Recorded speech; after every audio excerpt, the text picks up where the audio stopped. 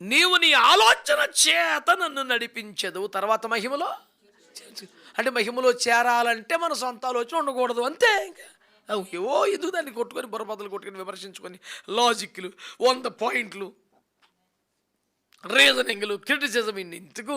అది దేవుని ఆలోచన నీ ఆలోచన. ఆ నీ ఆలోచన పక్కన పడే దేవుని ఆలోచనతో ప్రొసీడ్ అయిపో. ఇంకెందుకు దాని గురించి. ఇప్పుడు ఆ గొడవ ఎందుకు వచ్చింది మనకి? మన నిరీక్షణ ఏంటి? మన నిరీక్షణ ఈ జీవిత కాలం మట్టుకు సంబంధించింది కాదు, నెక్స్ట్ జీవితానికి సంబంధించింది. అసలు అక్కడికి వెళ్ళాలంటే ఏం చేయాలి?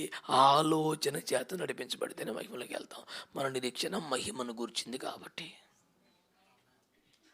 అంటే ఆ మహిమను గురించిన నిరీక్షణ మనకు అందమైన కలగా మిగిలిపోకుండా వాస్తవం అవ్వాలంటే దేవుని ఆలోచన చొప్పున నడిపించబడే ఆధ్యాత్మికతకు అలవాటు అవ్వాలి.